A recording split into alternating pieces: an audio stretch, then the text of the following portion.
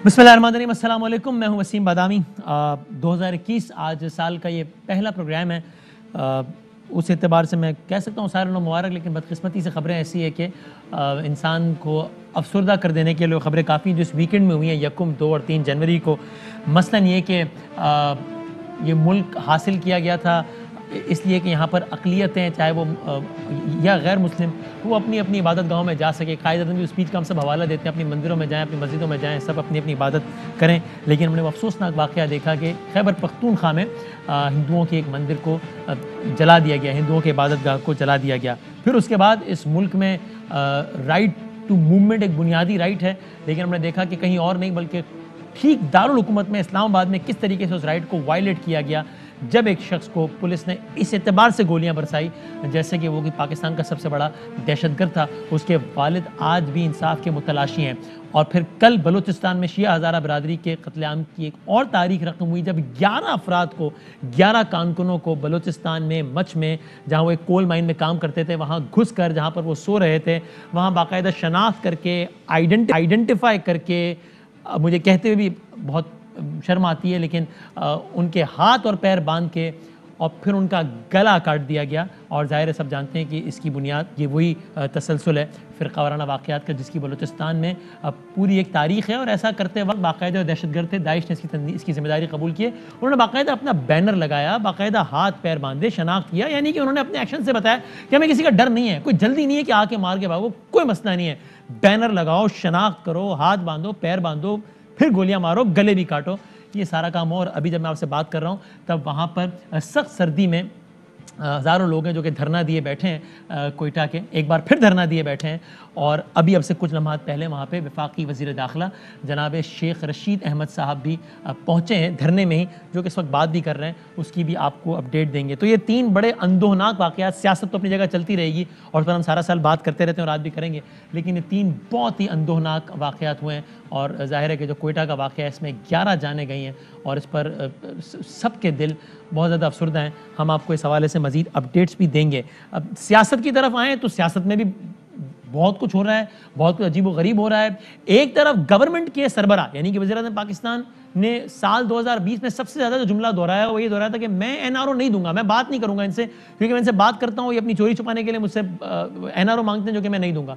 हुकूमत की एक जमात है, इत्तेहादी जमात है, नाम जीडीए है, उसी के रुकन मोहम्मद अली दुरानी साहब, वो इसी दौरान शहबाज शरीफ सेल में जाके ऐसे मौके पे मिलते हैं जब जेल तक रसाई आसान नहीं होती, लेकिन उन तक रसाई आसान हो जाती है। दुरानी साहब के लिए रसाई आसान हो जाती है, वो मिल लेते हैं शहबाज शरीफ साहब से, मुफाहमत की बात करते हैं।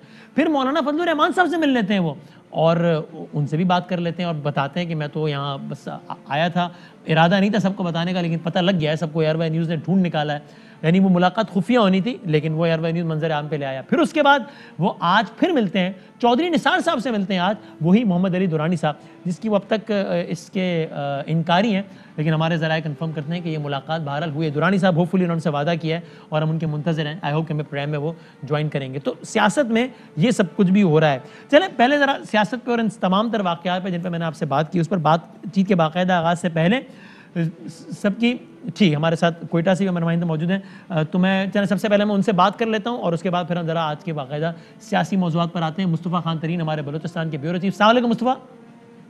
वालेकुम अस्सलाम बादामी साहब। ये अभी जब मैं आपसे बात कर रहा हूं तब कोयटा में हज़ारा बरादरी का धरना जारी है। शेख रशीद साहब मुजाहिरीन से अभी बात भी कर रहे हैं। मुजाहिरीन ने मुतालबात क्या रखे हैं अपने? देखें बादामी साहब, ये मुजाहिरीन जो है मुश्तरका तौर पर गुज़िश्ता रोज से धरना दिए बैठे हैं। हफ्ते और इतवार की दरमियानी शब जब ये अंदोनाक वाक़या मच में रुनुमा हुआ, उसके बाद डेड बॉडीज कोयटा शिफ्ट की गई, तो पहले प्रोग्राम ये था कि उनकी तदफीन की जाए। अच्छा। लेकिन जी जी। बाद आज़ा फिर ये प्रोग्राम बना के तदफीन नहीं की जाएगी, क्योंकि जो लवाकिन थे जांबाग अफराद के, उनका इसरार था कि वफाकी हुकूमत के नुमाइंदे उनके पास आ जाएं, उनको न सिर्फ यकीन दहानी दें बल्कि जो ये अंदोनाक वाक़या रुनुमा हुआ है इसमें मुलविस अनासिर के गिरफ्त मजबूत करने की भी यकीन दहानी करवाए, जिसके बाद ही धरना खत्म किया जाएगा। आज सुबह से ही ये जो लाशें थी वो मगरबी बाईपास पर, हज़ारा टाउन से मुल्का मगरबी बाईपास है, वहां पर रखी गई हैं। 10 की तादाद है इन लाशों की, और हजारों की तादाद में जो लवाकिन समेत लोग हैं वो इस वक्त धरने में शरीक अमल हैं। आज 2 दौर चले। एक दफा अपोजिशन के जो अरकान थे बलूचिस्तान असम्बली के, वो धरने के शुरका के पास गए, उन्हें यकीन दहानी करवाई जो है कि जो आंदोलन वाक़या रुनुमा हुआ है उसके हवाले से उनका अपोजिशन रहनुमाओं ने यकीन दहानी करवाई कि हुकूमत से बात की जाएगी। बाद आजा तो सूबाई उज़रा बाकायदा तौर पर धरने के शुरुआत से मुज़ाकरात के लिए गए, लेकिन वो मुज़ाकरात नाकाम रहे और धरने के शुरुआ का ये कहना था कि ये इतना बड़ा मामला है, इतना बड़ा मसला है कि जो वफाकी नुमाइंदे हैं उनकी आमद से कबल धरना खत्म नहीं किया जा सकता। सो इस वक्त ये अपडेट जरूर आई है, ये सूरत-ए-हाल जरूर वाज़ेह हो रही है कि वफाकी वज़ीर दाखिला शेख रशीद अहमद और डिप्टी स्पीकर कौमी असम्बली कासिम खान सूरी इस वक्त धरने के शुरका के साथ मौजूद हैं और इम्कान ये पाया जाता है कि शेख रशीद अहमद उनको यकीन दहानी शुरका मुतालबा क्या कर रहे हैं? मुतालबा सर-ए-दस्त ये था कि वफाकी हुकूमत के नुमाइंदे आकर उन्हें यकीन दहानी करवाएं। किस चीज़ की यकीन दहानी कराएं? यकीन दहानी ये करवाई जाए, इसमें जो स्पीकर बलूचिस्तान असम्बली है सैयद आगा रजा, उन्होंने आज बाकायदा प्रेस कॉन्फ्रेंस भी की इस कैंप में, जिसमें उनका कहना था कि गुज़िश्ता 8 सालों से उनका कत्लेआम जारी है, कभी फायरिंग के तसलसल के वाक़यात और तो कभी बम धमाकों में। तो उनका ये कहना था कि हर वाक़ये पर हम खामोश रह जाते हैं, जिसके बाद फिर एक और बड़ा वाक़या या सानिया रूनुमा हो जाता है, जिसमें इस वक्त उनकी बर्दाश्त खत्म हो गई है और वफाकी हुकूमत के नुमाइंदों ने आकर उन्हें यकीन दहानी करवानी होगी कि नेक्स्ट टाइम जो है हजारा बरादरी को मुकम्मल तहफ़्फ़ुज़ फराम किया जाएगा, चाहे वो कोयटा में हो या सूबे के दीगर इलाकों में हो। शुक्रिया। और अभी हमें फिर अपडेट दीजिएगा। अभी देखिए साहब क्या कह रहे हैं। उन्होंने कहा कि मैं इस थाने पर बहुत शर्मिंदा हूँ, वैसे वज़ीर दाखिला उनका पहला बड़ा चैलेंज और बहुत ही अफसोसनाक, यानी वो मनाजिर ऐसे हैं कि हम आपको टेलीविज़न पर तो ऑफकोर्स नहीं दिखा सकते जो मनाजिर हैं वहाँ के, लेकिन ख़ुद भी इंसान देखे तो उसको उसकी रातों की नींदें उड़ जाएँ जिस अंदाज से ये कत्ले आम हुआ है। और ये तसलसल है, इस तरह के पहले ही वाक़यात हुए हैं, लश्कर जंग भी उसको क्लेम करती रही है। अब की दफ़ा में एक क़दर मुख्तलिफ ये है कि उसको अब की दफ़ा दाइश ने क्लेम किया है इस वाक़े को, और तरीक़ा वारदात में भी फ़र्क है। इससे पहले गोलियों से भुना गया है, इस दफ़ा बाकायदा ज़िबा किया गया है, जो कि एक टिपिकल अंदाज़ भी है अब दाइश का।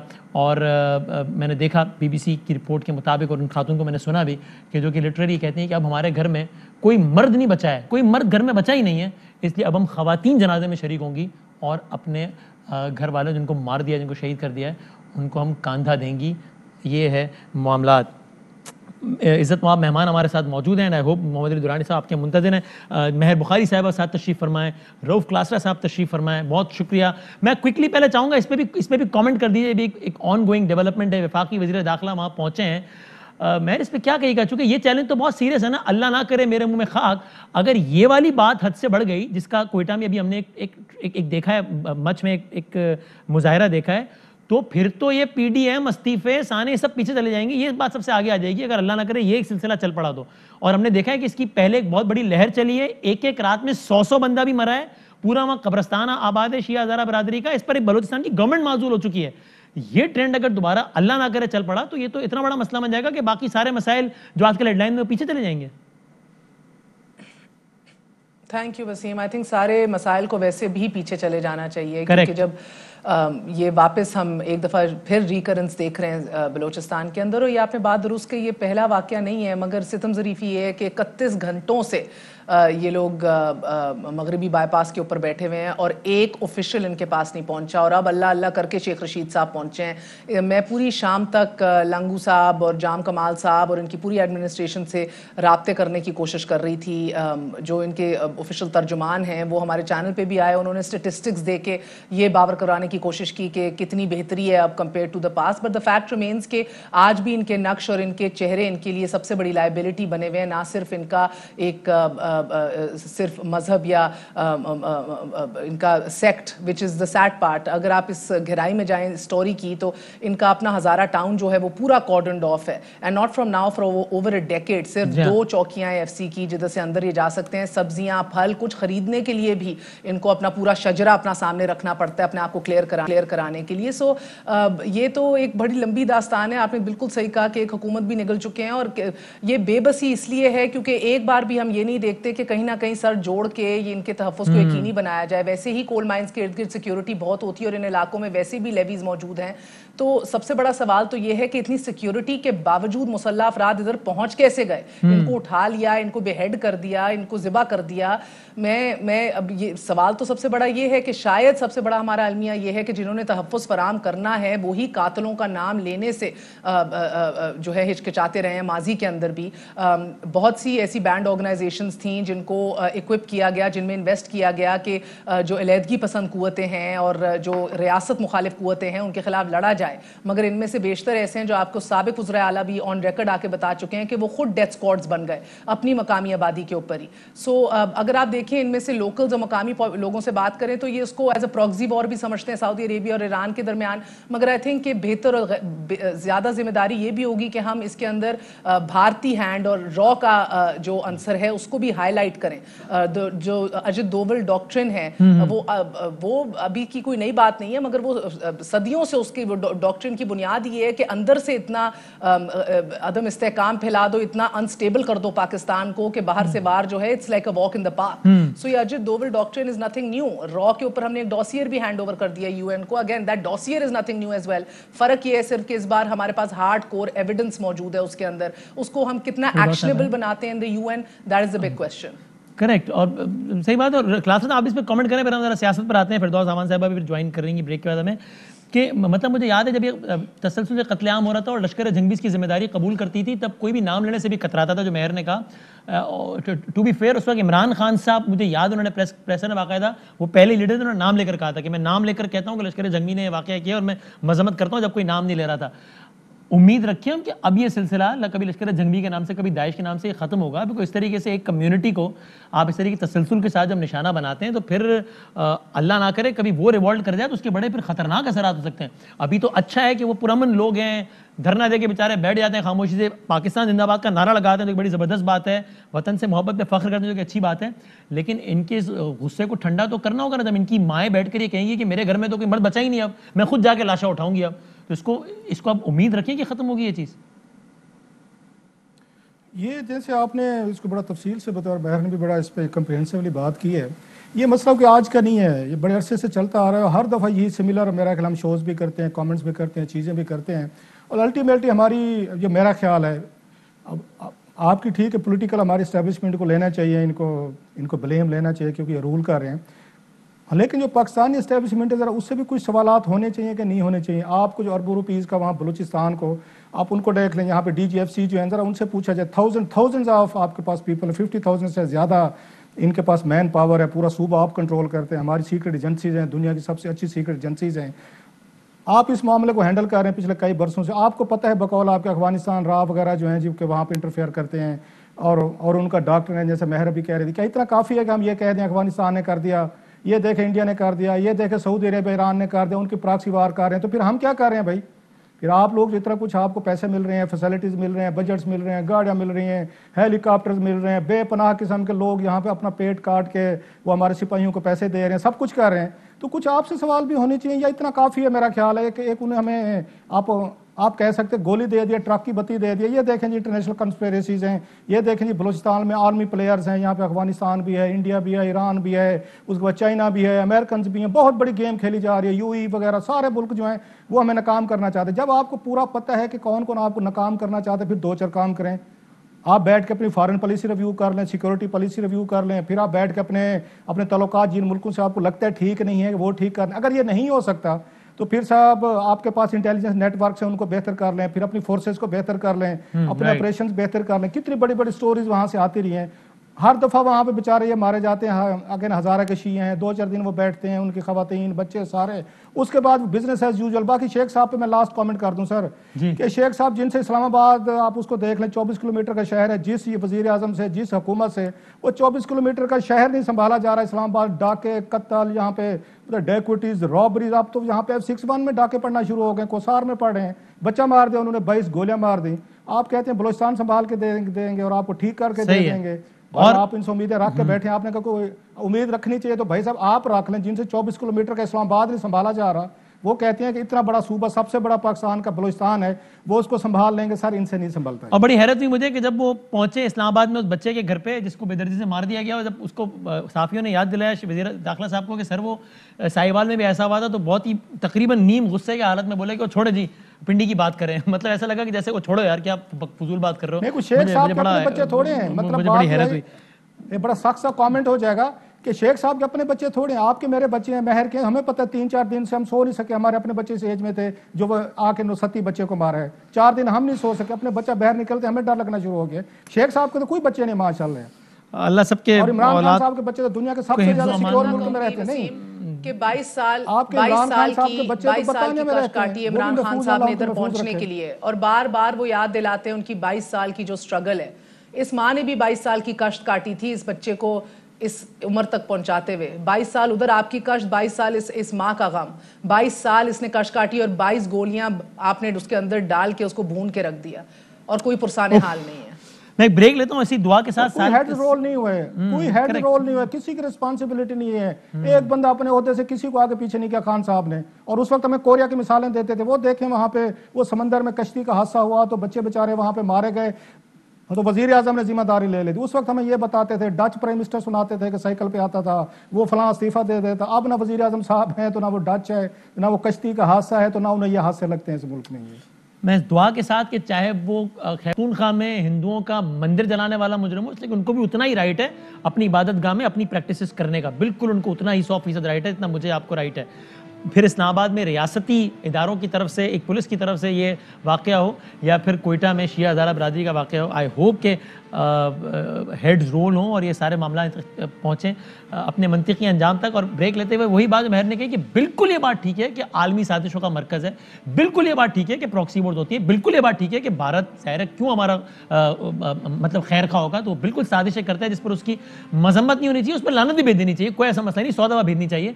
लेकिन ऑफकोर्स यहाँ पर जो उसका हैंडलर है वो कोई विक्रम या कोई रमेश नहीं है, वो तो इन्हीं सफ़ों में से वो किसी लश्कर का, किसी फलां इदारे का ही बंदा है जो कि जिम्मेदारी कबूल करते हैं। उनको नेम भी करना चाहिए, शेम भी करना चाहिए, और कार्रवाई भी होनी चाहिए। और आई होप कि ये मुल्क एक बेहतर और ज़्यादा महफूज मुल्क को हमारे लिए रहने के लिए इंशाल्लाह। वरना ये सियासत वगैरह सब पीछे रह जाएगा और मामला ख़राब हो जाएंगे। वक्फा लेते हैं, बात करते हैं फिर सियासत पे।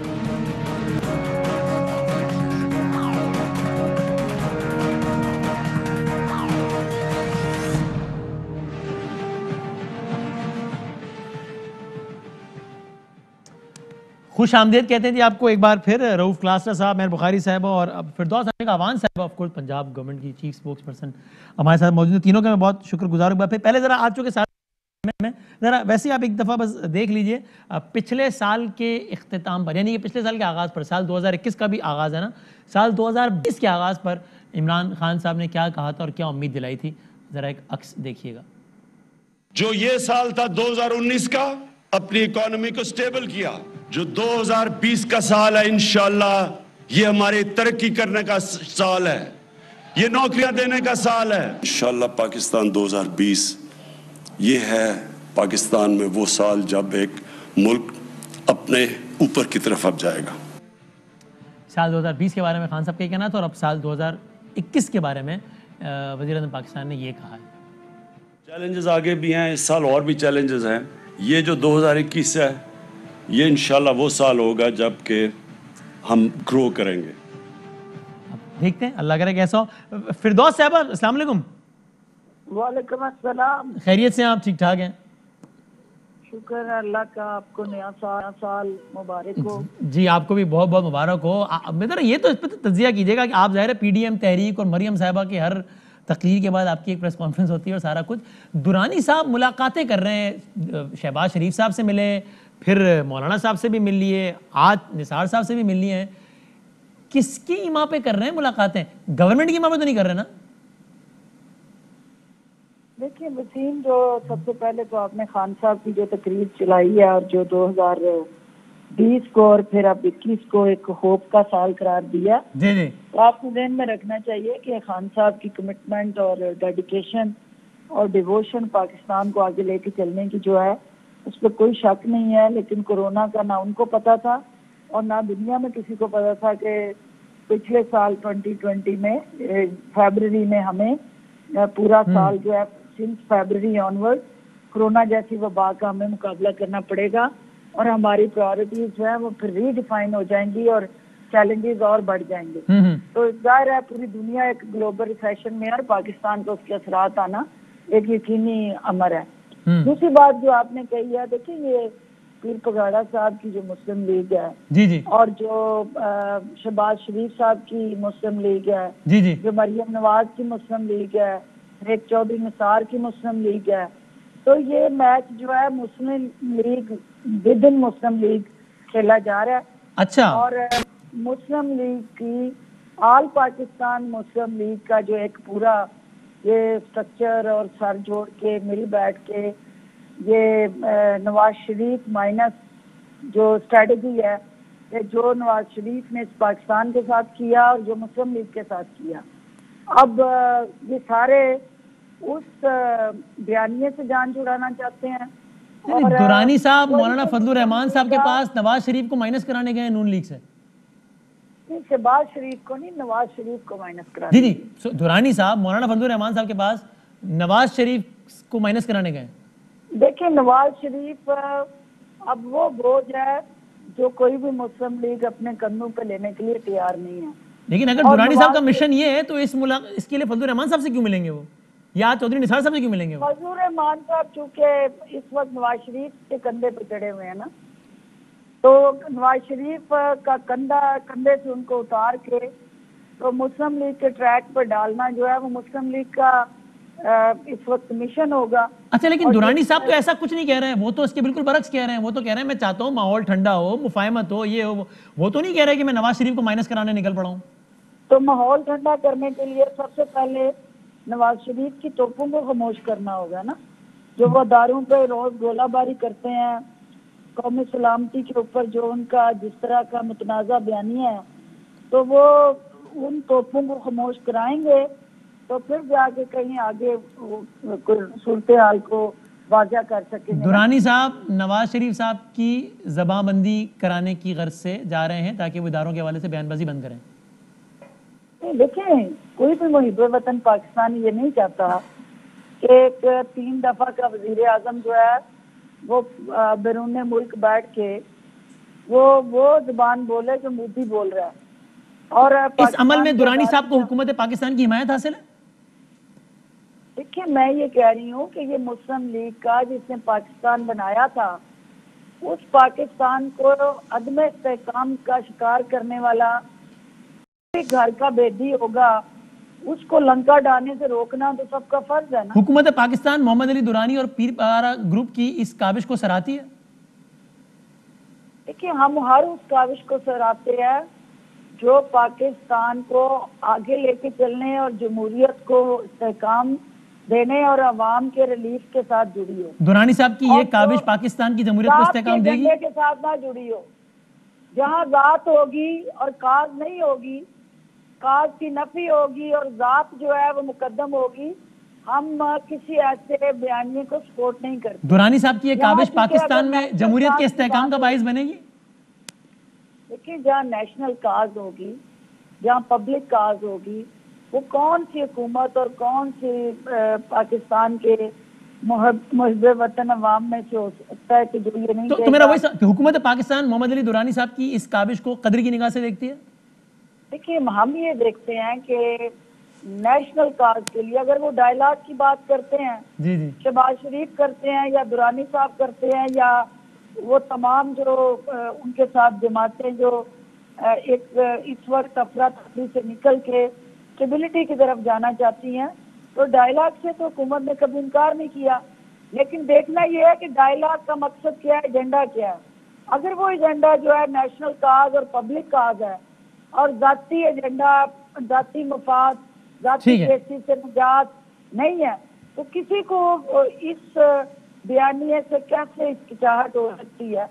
और तो हम सब जो है ये समझते हैं कि इस वक्त मौला जाट मुरीनाथ की बढ़ के मारने का वक्त नहीं है। और ये जो है वो मैं जरा प्लीज मेरे साथ रहिएगा ना फिरदौस साहब, ताकि मैं ये मेहर साहब आपके ख्याल में मामला ऐसा ही है कि जो फिरदौस साहबा कह रही है कि दरअसल मामला ये है कि एक आदमी है नवाज शरीफ वो इदारों के खिलाफ बोल रहा है, उससे माहौल ख़राब हो रहा है, उसको माइनस कराना है, उसकी तोपों को खामोश कराना है, इसलिए फंक्शनल लीग की दुरानी साहब ने फंक्शन लिख के पीर पगारा साहब ने मोहम्मद अली दुरानी साहब को भेजा, शहबाज साहब, फजलुर रहमान साहब और आज चौधरी निसार साहब के पास, या कुछ और मामला है ये?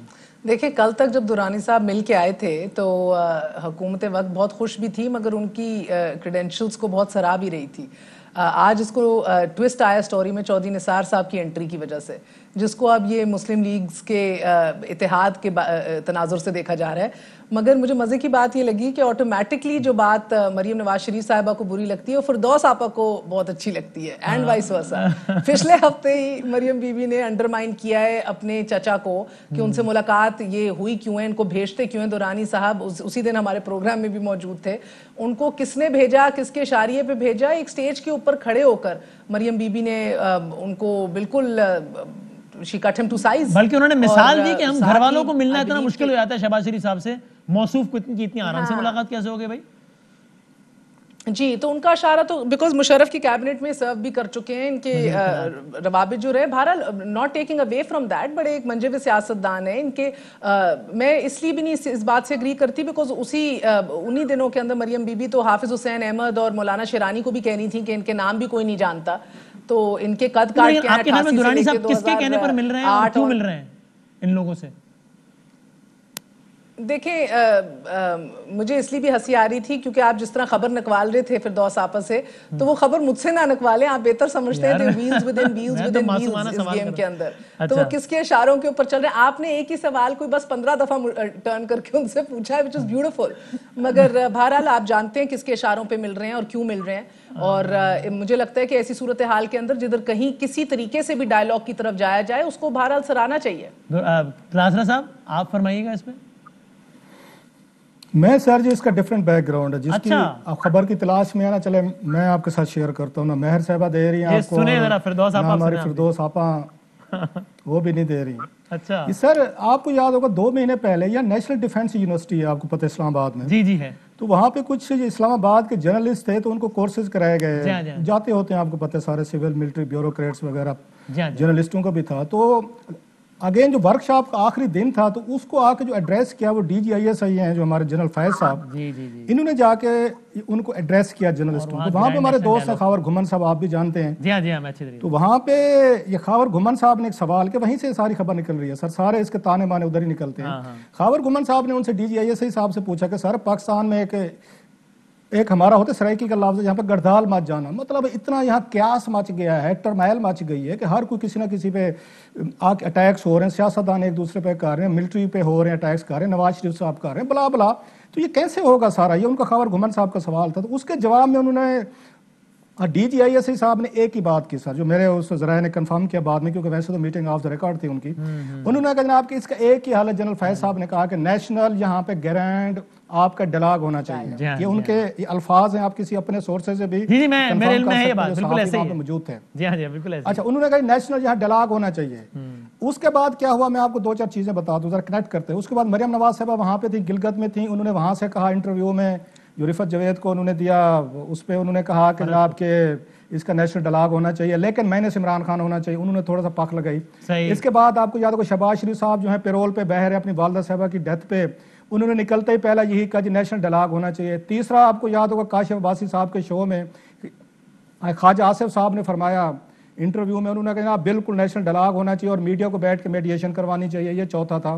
अब इसके बावजूद माहौल तो पहले थोड़ा थोड़ा बनाया गया कि होना चाहिए, अब लॉन्च किया गया है इनको हमारे दोस्त जो है बड़े मेरे तो बड़े मेहरबान हैं, ये मोहम्मद अली दुरानी साहब, कि भाई साहब आप ज़रा थोड़ा सा इसको फर्दर लेके चलें, जिन लोगों से एस्टेब्लिशमेंट से डायरेक्टली बात ना कर पा रही हो आप ज़रा जाएं चेक करें कि क्या माहौल बन सकता है, यहाँ नेशनल डायलॉग हो सकता है नहीं हो सकता। अब इसमें मसला ये है कि हमारी एस्टेब्लिशमेंट क्यों चाहती है कि नेशनल डायलॉग हो, सबसे बड़ा अहम सवाल ये बताएं कि पॉलिटिकल इश्यूज हैं, लगने दें, मतलब पॉलिटिशियन के काम है आपस में एक दूसरे को मारें, उठाएं, गले लगाएं, पाँव पड़े, वटेवर करें। जो बात ये फिरदौस आपा ने की वो बड़ी अहम बात है कि जब वहाँ नवाज शरीफ साहब और ये मरियम नवाज साहबा जो हैं इनकी तोपों का रुख जो है वो सीधा हमारे उस पर आएगा, आर्मी जनरल पे बात आएंगी, उनके नाम लिए जाएंगे, नेम कॉलिंग होगी और दीगर इल्ज़ामात लगाए जाएंगे, तो डेफिनेटली हमारी एस्टेब्लिशमेंट दबाव में आएगी। क्योंकि हमारी फ़ौज के हवाले से आपको याद होगा माजी में कभी भी रिवायात नहीं रही कि जर्नलों के नाम जो हैं वो आप उसमें तकरीरों में लिए जाएं, जलसों में लिए जाएं और उनके नेम कॉलिंग की जाए, तो डेफिनेटली आर्मी के अंदर से भी दबाव आता है। आपके खुद भी जर्नल जो हैं उन पे दबाव भी आता है। सो जो बात अभी तोपों का उन्होंने बात की है ना फिरदौस आपा ने कि गोलाबारी बंद कराई जाए और यहाँ पे जो एम्बेरसमेंट हो रही है कि डेली जलसा होता है, जुलूस होता है कि नवाज शरीफ साहब तो नाम लेना शुरू हो जाते, चले मरियम नवाज साहब वो तो मैं थे, वो सेलेक्टेड करके निकल जाते। अब तो मौलाना साहब ने धमकी दे दी है, उन्होंने कहा जनाब हम तो नाम लेंगे, आप तो बताएंगे। सो ये सारा जो कुछ और आपके ख्याल में, फिर मेरा तीनों से यही सवाल है, मैं फिर आपस से भी सवाल पूछूंगा, फिर इसमें मैं कंक्लूड भी करता हूं आज के प्रोग्राम। आपके ख्याल में इन काविशों से कुछ निकलेगा या रायगा जाएंगी? तज्जिया क्या है आपका क्लासरा साहब? फिर फिरदौस साहब से पूछूंगा ये सवाल। मेरा ख्याल है आपको बड़ा वो कहते हैं ना, ये ऊंट का अगर ऊंट ज़िबा हो रहा है, साहब अवाम का ऊंट है, पाकिस्तान का ऊंट है, ज़िबा हो रहा है, तो आपको बहुत सारे इसके हिस्से टोटे करके ना देने पड़ेंगे, सब पार्टीज को देने पड़ेंगे। अब इस पे नवाज शरीफ साहब क्या हिस्सा लेते हैं? बार्गेनिंग, मतलब बार्गेनिंग है ना कि अब आप अगर मैं चुप करता हूं, तोपों का रुख मेरी तरफ आ रहा है, बंद करता हूं तोपों से गोलाबारी, तो मुझे क्या मिलेगा? मौला फजल रहमान साहब पे नैब के केसेस चल रहे हैं, उन्हें क्या मिलेगा? ऐसे मरियम नवाज साहब के केसेस हैं, पॉलिटिकली उनको क्या मिलेगा? इस सारे प्रोसेस से पॉलिटिकली ऑपोजिशन गेन करेगी या गवर्नमेंट, आपके ख्याल में? अब मेरा ख्याल इमरान खान साहब इसमें वहद इस वक्त लग रहे हैं, हल्डर हैं इसमें नेशनल डायलॉग में, जो मुझे ये फील हो रहा है। और एस्टेब्लिशमेंट के लिए बड़ा जो चैलेंज है ना, वो इमरान खान साहब को राजी करना है कि आप बैठे और इस मामले को ये बता दें फिरदौस साहब, बड़ा चैलेंज अपोजिशन की तरफ से नहीं है, अपोजिशन की तरफ से वो नहीं है, वो तो लेना चाहते हैं, डील लेना चाहेंगे कि हमें कुछ दें, हम फिर चुप करेंगे। फिरदौस साहबा, ये क्लासा साहब फरमाते हैं कि इदारे चाहते हैं डायलॉग, खान साहब नहीं चाहते, ऐसे? देखिए, पहली बात तो ये है कि खान साहब और इदारे एक स्टेज पे हैं और दोनों इस वक्त जो है वो आइडियल सिविल मिलिट्री रिलेशनशिप को एंजॉय कर रहे हैं। अल्लाह नजर बद से बचाए। और पाकिस्तान की तारीख में इस तरह की अंडरस्टैंडिंग की मिसाल नहीं मिलती। सही है। अब देखना ये है कि जिस इमरान खान साहब को आप भी जानते हैं, क्लासा साहब भी जानते हैं और मेरा भी उनसे जो वास्ता है, अब वो किसी तरह भी ना तो ब्लैकमेलिंग में आके, ना किसी प्रेशर में आके और ना इस तरह की जिगर बख्तियों में आके किसी डायलॉग को सपोर्ट करेंगे। हाँ, उनको आपने लॉजिकली कन्विंस करना है और ये साबित करना है कि ये डायलॉग पाकिस्तान के मफाद में होगा, इससे अवाम को फायदा होगा और पाकिस्तान के अवाम के चैलेंजेस कम होंगे, पाकिस्तान की मुश्किलात जो है वो खत्म होंगी और पाकिस्तान में इकोनॉमिक स्टेबिलिटी। आज की तारीख में खान साहब कन्विंस है या नहीं है कि डायलॉग फायदेमंद होगा या नहीं होगा? आज की तारीख तक तो वो कन्विंस नहीं है। वो ये समझते हैं कि ये डायलॉग जो है ना वो जात का दर्द है। और आज की तारीख में पाकिस्तान के इदारों का क्या ख्याल है कि डायलॉग पाकिस्तान के लिए बेहतर है या नहीं? देखिए, ये अदारों के स्पोक्स पर्सन की तौर पे तो मैं नहीं कह सकती हूँ, लेकिन मैं एक मुहिब्बे वतन पाकिस्तानी की हैसियत से जहाँ कहीं पे भी सियासी अदम इस्तेहकाम हुआ वहाँ मुआशी अदम इस्तेहकाम यकीनी है। तो जो हमारी मईशत हचकोले खाती पहली दफा ट्रैक पे आ गई है और उसको हम आगे लेके चल रहे हैं, तो उस मईशत को पटरी पे रवा दवा रखने के लिए पाकिस्तान में सियासी अदम इस्तेहकाम जो है इसको रोकना होगा। मेहर, फाइनल कमेंट करें, जरा कंक्लूड करें, थोड़ी दिलचस्प सूरत हाल है क्या कि इदारों की? मैं वसीम कहूंगी कि एवी नहीं कहते कि उस्ताद हैं, मेरे बड़े भाई हैं रऊफ भाई और बाकी उस्ताद भी हैं, सीनियर हैं, मगर जो बात मैंने ना कही उन्होंने इतनी खूबसूरती से तफसील में बता दी। मैं 100% तस्दीक करती हूँ इस बात की, बल्कि एक चीज़ सिर्फ ऐड कर दूंगी कि ये जो हीट है शख्सियात का नाम लेने की, ये सिर्फ ये टॉप एचलॉन्स के अंदर नहीं, टॉप टीयर के नहीं, ये बिग बॉस को डायरेक्टली मुतासर कर रही है ये हीट। और वो बिग बी कह लें, बॉस तो ना कहें जी, पार्लिमानी सिस्टम है, चीफ एग्जीक्यूटिव है इधर हमारे, बिग बी कह लें, ये उनको डायरेक्टली इफेक्ट की है। वो इस बात पे खुश नहीं हैं, वो ये चाहते भी हैं कि इधर पहल की जाए और ये एक पहली दफा जो एक बात शुरू हो गई है, एक ट्रेंड जो हमने मुल्क में पहले ड्राइंग रूम्स तक महदूद रहती थी ये बात, और अब स्टेजों के ऊपर और रैलीज के ऊपर नाम ले लेके मुखातिब किया जा रहा है। They not happy about it and they do want dialogue. So इस लिहाज से तो बहरहाल सेम पेज पे नहीं है। और आपके ख्याल में इस सब का नतीजा निकलेगा? बस ब्रेक ले रहा हूँ, आपके ख्याल में सबका नतीजा ऑपोजिशन के हक में निकलेगा या नहीं? देखिए, मैं आपको सिर्फ इतना बता दूं, इमरान खान साहब इतने मखमसे में ज़रूर हैं कि पिछले एक महीने में उन्होंने 2 बड़ी बैठकें लगाई हैं, नशिस्तें। एक अपने hard liner young cabinet members से जो बड़ी हार्ड लाइनिंग पोजीशन लेते हैं, और दूसरे अपने थोड़े से मोर सीजन पॉलिटिशियंस जिसके अंदर एजाज शाह भी हैं, परवेज खटक भी हैं, कुरैशी साहब भी बैठे, और दोनों से मशवरा किया है कि क्या करना चाहिए इस हवाले से। And of course no rocket science, दोनों के मशवरे यकसर बिल्कुल मुख्तलिफ थे, 2 एंड्स थी। एक कहते थे भाई तुम दो, छोड़ना नहीं अब खान साहब, और जो ज्यादा सीजन पॉलिटिशियन, उन्होंने कहा कि सर डायलॉग की तरफ जाना होगा, इसका एक इम्पास से हमें जरूर क्रिएट करना है, इस तरह नहीं चल सकता निजाम। बहुत शुक्रिया, thank you very much. Khan साहब किधर क्या फैसला करते हैं? खान साहब का जो मिजाज है मेरा ख्याल उनको पहला वाला ग्रुप ज्यादा जिसने कहा होगा पै जाओ खान साहब। बहुत शुक्रिया तीनों का। फिरदौस साहब और दोनों एक ब्रेक बाद कंक्लूड करते हैं।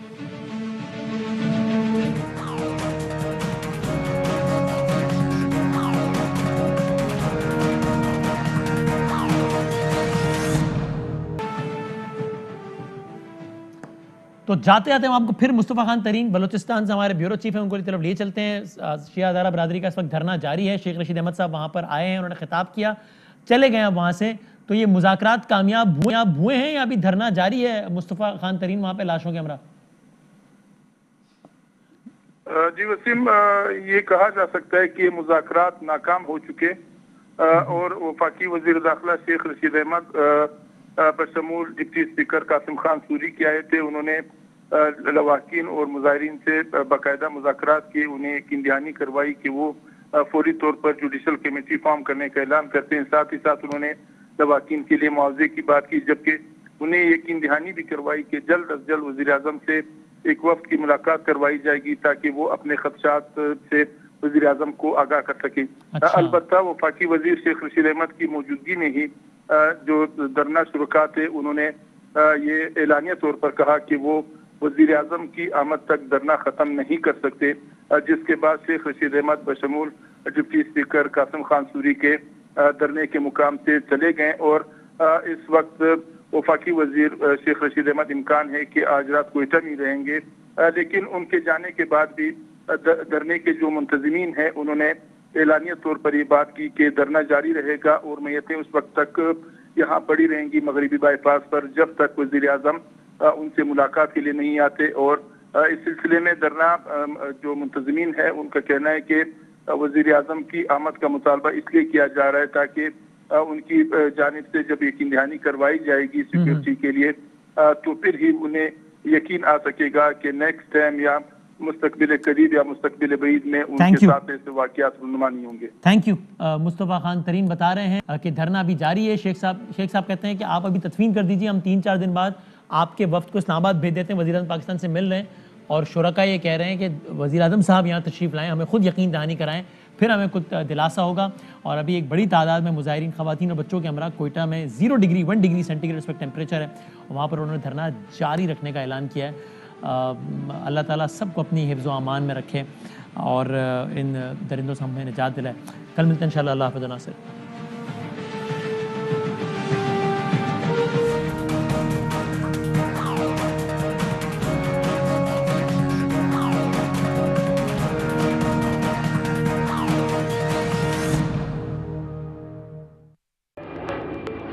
Fly with PIA and save gold. Register now. Scan QR code and register yourself to get gold and loyalty benefits. Powered by ARY Sahulat Wallet.